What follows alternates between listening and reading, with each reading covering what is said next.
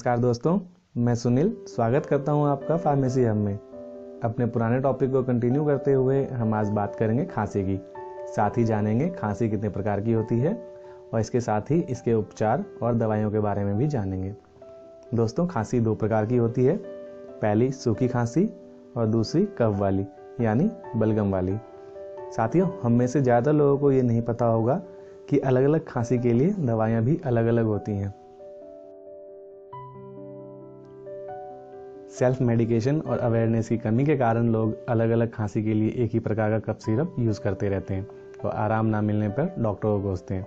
दोस्तों, ये बात गांठ बांध लीजिए कि अगर आप कफ वाली खांसी में ड्राई कफ वाली सिरप यूज़ करते हैं या फिर ड्राई कफ में कफ वाली सिरप, तो आपको आराम मिलना मुश्किल है, चाहे आप डॉक्टर को कितना ही कोस लें। तो अगर अगली बार आप इसका शिकार होते हैं तो इस बात का ध्यान रखें कि आप सही कैटेगरी वाली दवाई ले रहे हैं और साथ ही डॉक्टर को ये बताएं कि आपको किस टाइप की खांसी हो रही है। वैसे तो इससे बचाव और इसके कारणों के बारे में हम पिछले वीडियो में बात कर चुके हैं, जिसका लिंक नीचे डिस्क्रिप्शन में है। अब हम बात करते हैं दोनों कैटेगरी की दवाइयों के बारे में जो डॉक्टर आपको प्रिस्क्राइब करते हैं। पहले हम बात करेंगे कफ वाली खांसी यानी बलगम वाली खांसी के बारे में। इसमें मैं आपको दो ब्रांड नेम बताना चाहूँगा। पहला एलेक्स सिरप और दूसरा ब्रोजीडेक्स सिरप। इनका शुगर फ्री ब्रांड भी मार्केट में उपलब्ध है, एलेक्स एसएफ और ब्रोजीडेक्स एसएफ के नाम से, जो कि डायबिटिक पेशेंट के लिए काफ़ी लाभदायक है क्योंकि ये शुगर प्रॉब्लम की वजह से नॉर्मल कफ सिरप यूज नहीं कर सकते, लेकिन ये sugar free brand normal patient भी यूज कर सकते हैं। अब हम बात करते हैं इसके डोज की। इसका डोज आपकी कंडीशन के ऊपर डिपेंड करता है। नॉर्मली आप इसे दिन में 2 से 3 बार ले सकते हैं या फिर अपने डॉक्टर के बताए अनुसार।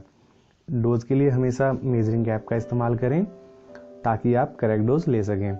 साथ ही कुछ सावधानियां बरतने की भी ज़रूरत है। बच्चों को इससे दूर रखें और बच्चों पे इसका इस्तेमाल बिल्कुल भी ना करें।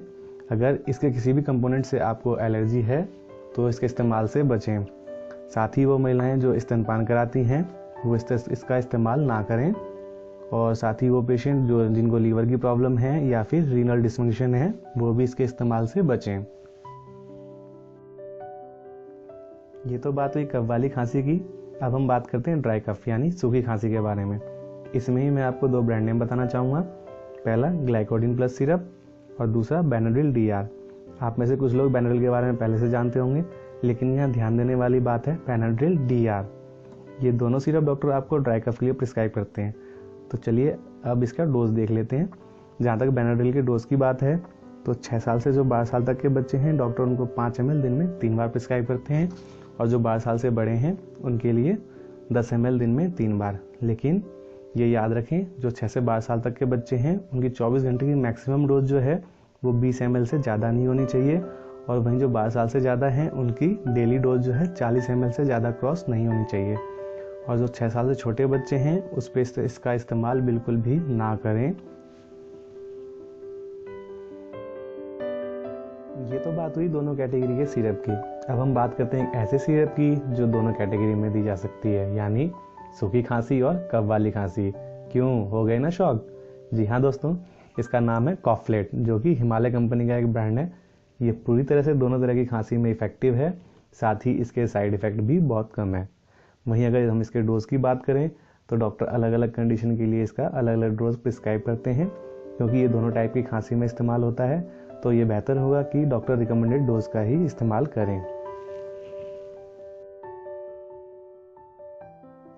वहीं अगर हम बात करें उन पेशेंट या फिर बच्चों की जो करीबी दवाई का बहाना बनाकर दवाई नहीं पीते, आपने देखा होगा छोटे बच्चे और कुछ बड़े बुजुर्ग भी दवाई खाने या पीने में बहुत नखरे दिखाते हैं, जिसकी वजह से उनकी डोज मिस हो जाती है और दवाई उतनी इफेक्टिव नहीं रह जाती।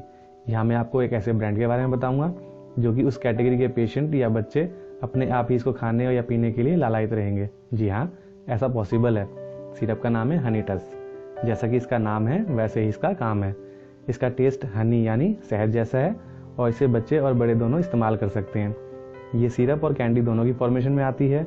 जो आपको सूटेबल हो वो आप ले सकते हैं, लेकिन इसको इस्तेमाल करने से पहले डॉक्टर से इसके डोज के बारे में अच्छे से समझ लें और फिर बेफिक्र होकर बच्चों को छोड़ दें। आपका बच्चा खुशी खुशी दवाई पिएगा और जल्दी स्वस्थ हो जाएगा। आपको ये जानकारी कैसी लगी हमें कमेंट कर ज़रूर बताएं। साथ ही वीडियो को लाइक करें, सब्सक्राइब करें और शेयर करें। साथ ही बेल आइकन को दबाना मत भूलिएगा हमारे लेटेस्ट वीडियो नोटिफिकेशन के लिए। अगले वीडियो में आपसे दोबारा मुलाकात होगी एक नए टॉपिक के साथ। तब तक के लिए नमस्कार।